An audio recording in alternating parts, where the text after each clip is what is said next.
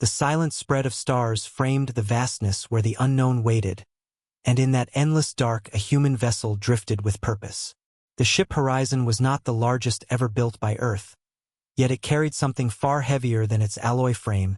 It carried the stubborn will of a species that refused to bow to fear. Commander Elias Ward stood at the observation deck, his gaze fixed on the distant glow that sensors had identified hours earlier. It was not a star, not a nebula, but something artificial, something alive with motion and intent. The crew had already named it the Fleet. No one had seen anything like it before. Thousands of objects moved in formation, shifting like a single organism, their metallic bodies reflecting faint starlight in a pattern that almost felt deliberate. It was not random, not chaotic, but organized in a way that suggested intelligence far beyond simple machines.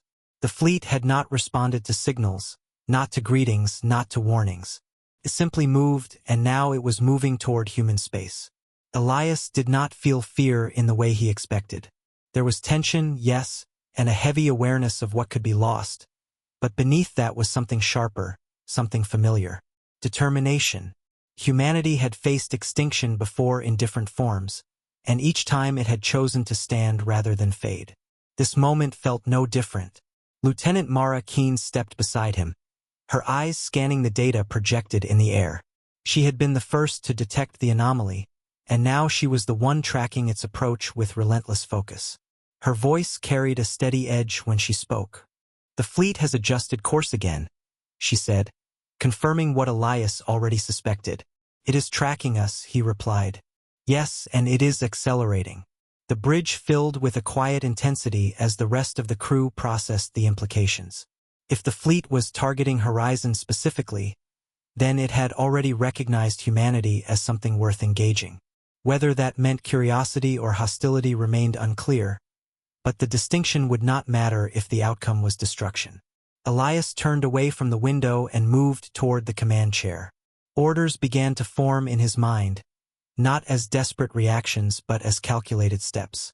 He had trained for encounters with unknown forces, but training only went so far. What mattered now was instinct and the ability to adapt.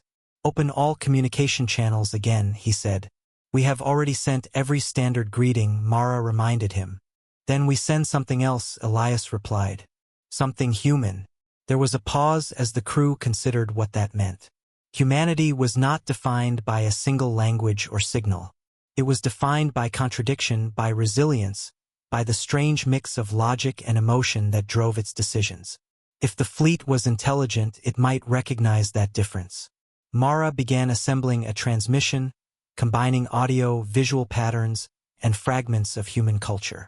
Music, mathematical sequences, even recorded laughter filled the signal. It was not perfect, not refined, but it was honest. The transmission went out into the void. For a long moment, nothing changed. The fleet continued its approach, silent and unreadable. Then, without warning, one of the vessels broke formation. It moved faster than anything Horizon had recorded before, cutting through space with a precision that defied expectation. Within seconds, it closed the distance and positioned itself directly ahead of the human ship.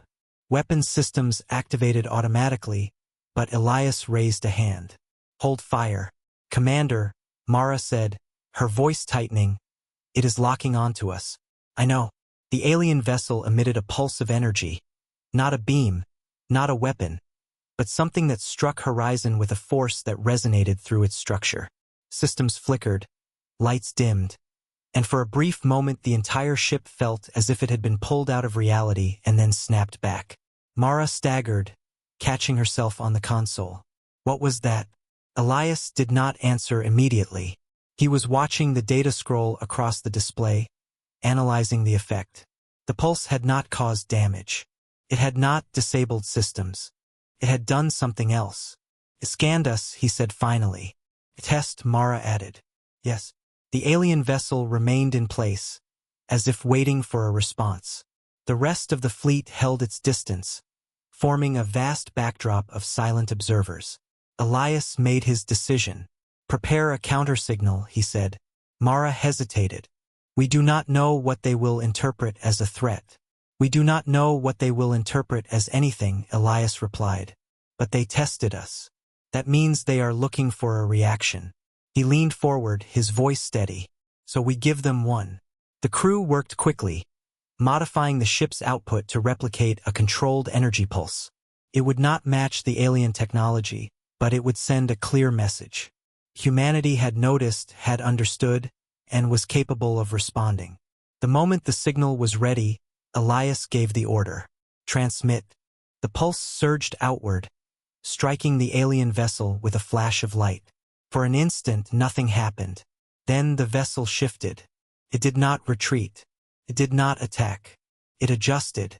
The surface of the ship rippled, changing shape in a way that suggested adaptation rather than damage. Data streams lit up as Horizon's sensors struggled to keep up with the transformation. It is learning, Mara whispered.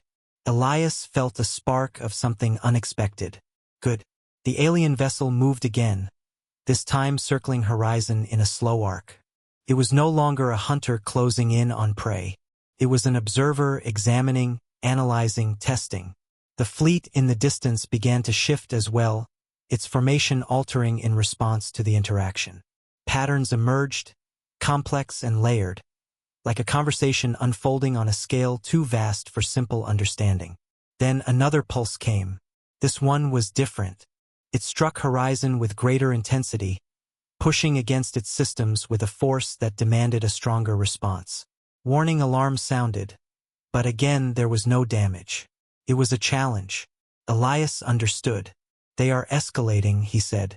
Mara met his gaze. Then we do the same. There was no fear in her voice now, only resolve. The crew pushed the ship systems further, channeling more power into the next signal. It would strain the reactors, risk instability, but it would answer the challenge in kind. Elias gave the order. Transmit. The pulse erupted from Horizon, brighter and stronger than before. It collided with the alien vessel in a burst of energy that illuminated the surrounding space. For a moment, the two ships were connected by that light, human and unknown locked in a silent exchange. When the glow faded, the alien vessel stopped moving. The fleet froze. Time seemed to stretch as the entire expanse of ships held still, as if considering what had just occurred. Then, slowly, the alien vessel moved back. Not in retreat, but in acknowledgement. The fleet began to reorganize, its formation shifting into something new. The vast armada that had once advanced toward human space now turned, its trajectory changing away from Horizon and away from Earth. Mara exhaled, the tension leaving her shoulders. They are leaving. Elias watched the movement, his mind racing. Not just leaving, he said. They are choosing. The alien vessel lingered for a final moment, its surface glowing faintly as if marking the end of the exchange.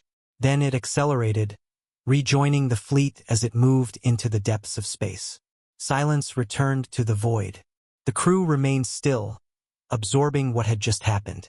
They had faced something far beyond their understanding, something powerful enough to erase them without effort, and yet they had not been destroyed. They had not been ignored. They had been tested, and they had answered. Elias leaned back in his chair, a faint smile forming despite the weight of the moment. Prepare a full report, he said. Mara nodded, already compiling the data. What do we tell them?